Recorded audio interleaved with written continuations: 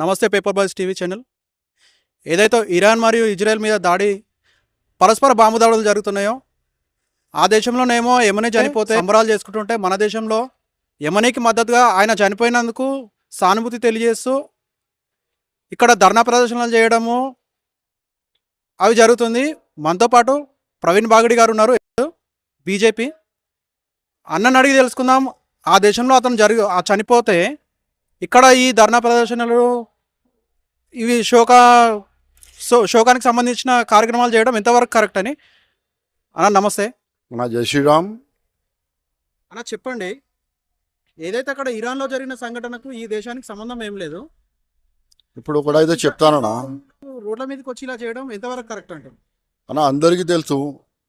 ఈ మన భారతదేశంలో ఎప్పుడైనా ఏమైనా జరిగితే అంటే ఈ ఐఎస్ఐలు దాడి చేస్తే, పుల్వామా అటాక్ అయితే, సంసద్ భవన్ పైన దాడి జరిగినప్పుడు కూడా కానీ మన ఈ పాకిస్తాన్లో కొన్ని మంది వచ్చి మన మధ్యలో మన సైనికుల్ని ఆయన హత్య చేసి ఇక్కడ నుంచి పారిపోయిన సమయం కూడా ఉన్నది మనకి. ఇంకా దాని తర్వాత మనం సర్జికల్ స్ట్రైక్ కూడా చేసినాం. కానీ ఒకటైతే చెప్తానన్నా, ఈ మధ్య ఈ మన పైన దాడి జరిగిన సమయంలో మనం దేశం ఒకటి కావాలన్నా, భారతదేశంలో అందరూ సమానంగానే ఉంటాం, సమానంగా ఏమైనా అయితే కూడా సమానంగానే ఉంటాం. కానీ ఇప్పుడు ఏం జరుగుతున్నాయంటే ఈ ముస్లిమ్స్ ఈ ఇస్లామిక్ కంట్రీస్ పైన దాడి జరుగుతుంటే ఇక్కడ ప్రొటెస్ట్ చేస్తున్నారు. అక్కడ ఏమైనా జరిగితే ఈ మధ్యలో బంగ్లాదేశ్లో కొన్ని హిందువులని చంపేసిండ్రు, హిందువుల పైన దాడి జరిగింది. ఆ విషయంలో ఇక్కడ ఏం ప్రొటెస్ట్ చేయలేదు ఈ ముస్లిమ్స్. ఇంకా మన పుల్వామా అటాక్లో చాలామంది సైనికులు చనిపోయారు. అప్పుడు ఈ ముస్లిమ్స్ ఇక్కడ మన హిందుస్థాన్లో మన భాగ్యనగరంలో ఉన్న ముస్లిమ్స్ ఎవరు కూడా ప్రొటెస్ట్ చేయలేదు. కానీ ఖామ్నేయి ఎక్కడిదో ఇరాన్దో సుప్రీం, కానీ వరల్డ్ సుప్రీం కాదు కదా ఆయన. ఇంకా దాని విషయంలో మన చార్మినార్లో ఎక్కువ శాతంగా ఈ షియా ముస్లిమ్స్ ఉన్నారు. వాళ్ళందరూ ఇక్కడ డామినేట్ చేసుకుంటూ సాయంత్రం సమయంలో మొత్తం రోడ్లు జామ్ చేసేస్తున్నారు. ఈ మన తలాబ్కట్ట, చార్మినార్ కానీ, ద్వారుషఫా కానీ ఈ ఏరియా మొత్తం జామ్ చేసుకొని ప్రొటెస్ట్ చేస్తున్నారు. ఆ ప్రొటెస్ట్ ఎందుకు అన్నా, ఈ ప్రొటెస్ట్ ఎందుకు జరుగుతున్నది? మన భారతదేశం పైన దాడి జరుగుతుంటే మనం ప్రొటెస్ట్ చేస్తున్నామంటే అందరం కలిసి చేద్దాం. కానీ వేరే దేశంలో, ఇరు దేశంలో ఏదో యుద్ధం జరుగుతుంటే ఆ ఖామ్నేయి ఇస్లామిక్ కంట్రీ రాజాలాగా, సుప్రీంలాగా ఉన్నాడు, ఆయన చనిపోతే ప్రొటెస్ట్ ఇక్కడ చేయడం ఎందుకు? దానికి అయితే మేము ఖండిస్తున్నామన్నా. ఇంకొకటి, మన దేశంలో ఏమైనా జరుగుతుంటే మనం అందరం కలిసి మంచి చెడు చూసుకోవాలన్నా, మంచి చెడు చూసుకుంటూ ఏమైనా మన దేశంలో దాడి జరుగుతూ ఈ ముస్లిం ఎవరు కూడా ప్రొటెస్ట్ చేయరు. అయితే ఒక విషయం చెప్పండి, ఇంతకుముందు అసదుద్దీన్ ఓవైసీ ఏమన్నాడు అంటే, ఇట్లాంటి విషయాలు ఏదైనా జరిగినప్పుడు మీడియా వాళ్ళు వెళ్ళి ఇరాన్ మీద మీ స్పందన ఏంటంటే ఇరాన్కు మాకు ఏం సంబంధం లేదన్నాడు. ఇప్పుడేమో అసదుద్దీన్ ఓవైసీ ఏమంటాడంటే, మొన్న మోడీ ఇజ్రాయిల్ వెళ్ళొచ్చినాకనే ఈ దాడులు స్టార్ట్ అయినాయి అని అంటున్నాడు. దాన్ని మీరు ఎలా స్పందిస్తారు ఆ విషయం మీద? అన్న పొద్దుగాల విషయం చెప్తా. మొన్న ఇరాన్ సముద్రంలో ఒక ఆయన ఇండియన్ నేవీ పోయి మొన్న రెస్క్యూ చేసిండన్న. ఇరాన్ వాళ్ళు చాలామంది అంటే బోట్ ఉంటుంది కదా వాళ్ళది, ఎవరో చనిపోయిండు చాలామంది. వాళ్ళని రెస్క్యూ చేయడానికి మన కొలంబో పోయిండు మన ఇండియన్ నేవీ వాళ్ళు రెస్క్యూ చేయడానికి. మన మోదీ గారు గట్లా ఉంటే ఆ రెస్క్యూ చేపించడం ఎందుకన్నా? ఇంకొకటి, మోదీ గారు మన దేశం ప్రధానమంత్రి అయినప్పటి నుంచి మన దేశంలో సెక్యూరిటీ పెరిగింది.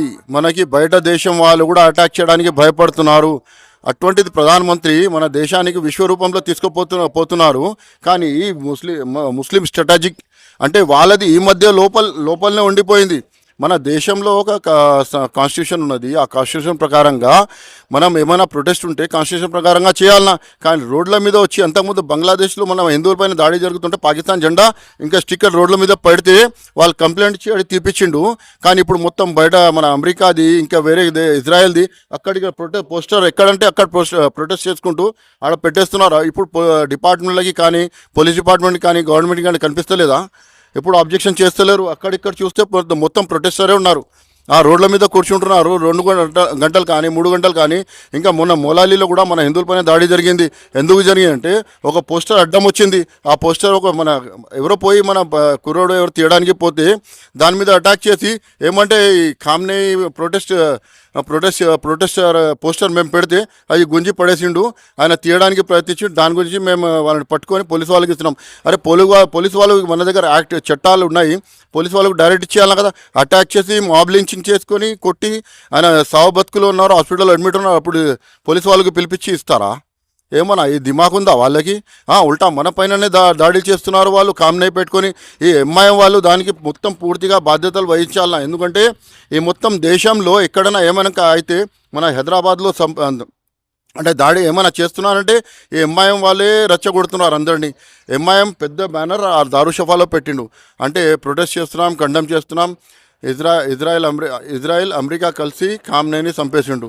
అరే ఓకే, కానీ వేరే దేశంలో చాలామందిని చాలాసారి అక్కడిక్కడ చాలామంది చనిపోయిండ్రన్నా.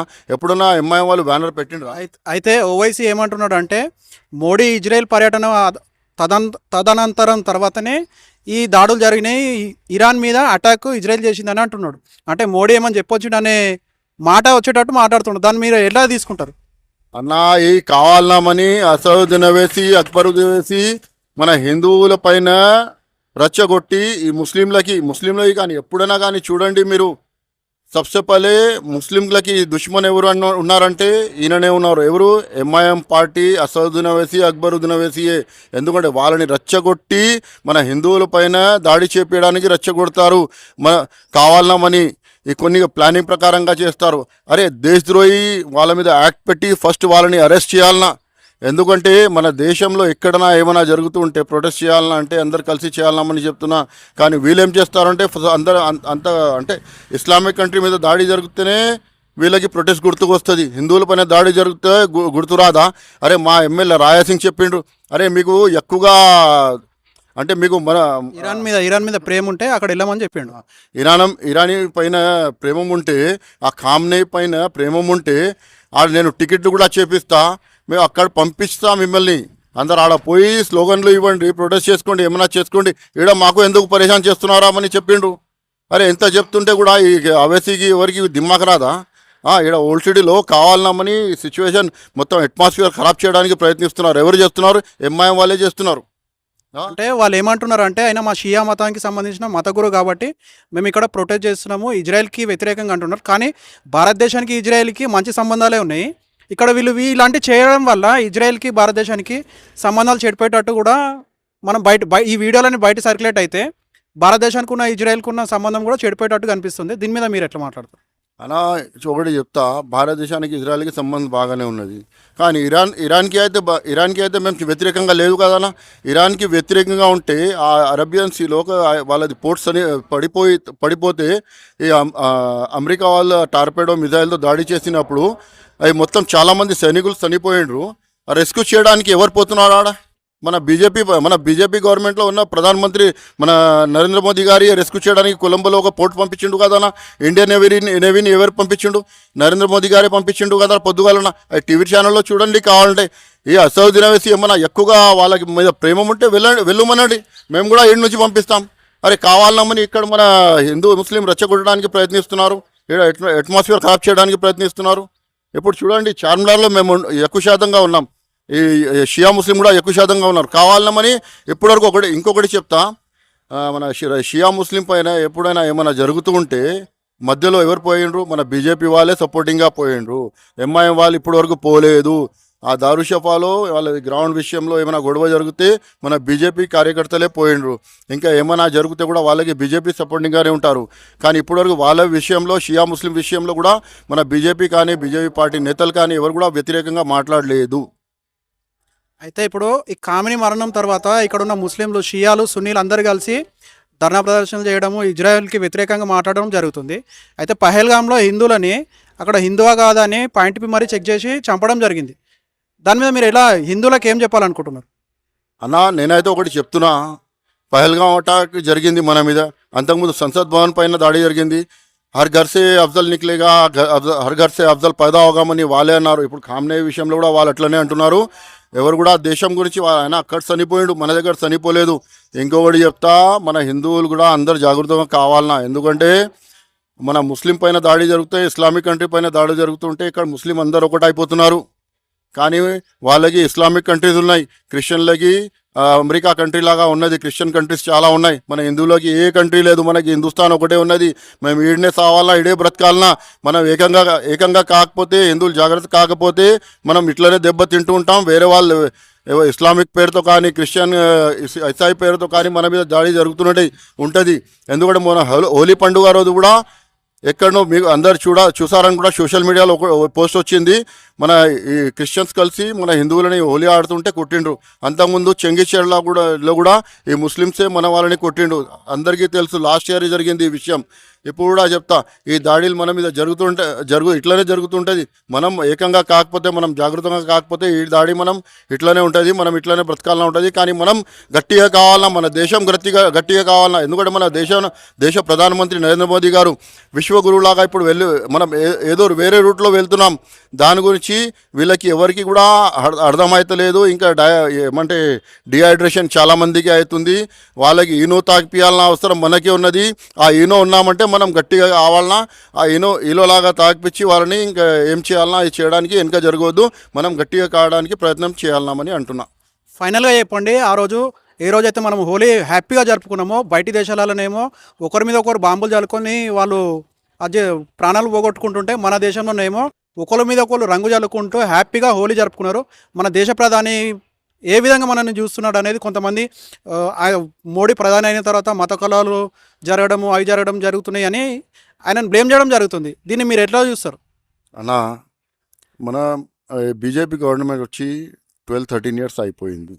కానీ మన మీద బాంబు దాడి జరుగుతలేదు, ఐఎస్ఐఎల్ దాడి జరుగుతలేదు, మనకి ఎవరు వచ్చి చంపడానికి కూడా వస్తలేదు. చాలామందికి బయట దేశాల వాళ్ళకి, ఐఎస్ఐ లాంటి దేశాల వాళ్ళకి, పాకిస్తాన్ లాంటి దేశాల వాళ్ళకి, మనకి ఎనిమి ఉన్న దేశాల వాళ్ళకి భయం ఏర్పడి ఉన్నది.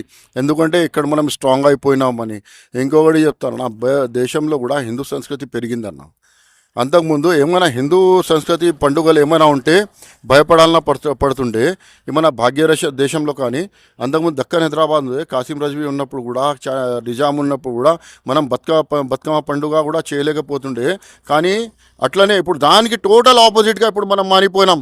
ఏమంటే కానీ ఎక్కడైనా పోయి కూడా మనం బతుకమ్మలాగా పండుగ చేసుకోవచ్చు, హోలీ పండుగ కూడా లాగా చేసుకోవచ్చు. మన దేశం సంస్కృతి పెరిగింది, భక్తి భావన పెరిగింది, హిందుత్వం కూడా పెరుగుతూనే ఉన్నది. ఇటువంటిది దేశంలో ఉన్న ప్రధానమంత్రి మన నరేంద్ర మోదీ గారు మనకి గట్టిగా చేయడానికి చాలా ప్రయత్నం చేస్తున్నారు. ఇప్పుడు కూడా మనం గట్టిగా కాకపోతే ఇట్లనే దెబ్బతింటూనే ఉంటాం. కానీ చెప్తున్నా, అందరికీ విన్నపం కూడా చేస్తున్నా, ఈ మన దేశం హిందుస్థాన్, మనకి ఒకటే దేశం ఉన్నది, వేరే దేశం ఏమి లేదు.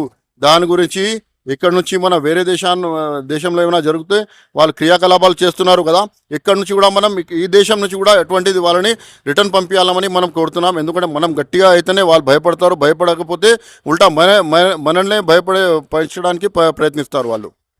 రైట్, థ్యాంక్ యూ అన్న. అయితే అన్న ప్రవీణ్ బాగడే అన్న బీజేపీ ఎస్సీ మోర్చా ప్రవీణ్ బాగడే అన్న ఏం చెప్తున్నారంటే, ఇరాన్లో జరిగిన సంఘటనకు భారతదేశానికి ఏం సంబంధం లేదు, యెమెనే ఇరాన్కి సుప్రీం అయి ఉండొచ్చు కానీ ప్రపంచానికి సుప్రీం కాదని చెప్పడం జరిగింది. అక్కడ జరిగిన సంఘటనకు ఈ దేశానికి సంబంధం ఏం లేదు, ఇలా రోడ్లని బ్లాక్ చేయకండి అని మనతో పాటు ఉన్న ప్రవీణ్ బాగడే అన్న చెప్పడం జరిగింది. ఈ వీడియో కనుక నచ్చినట్లయితే లైక్ చేయండి, షేర్ చేయండి, సబ్స్క్రైబ్ చేయండి. Thank you.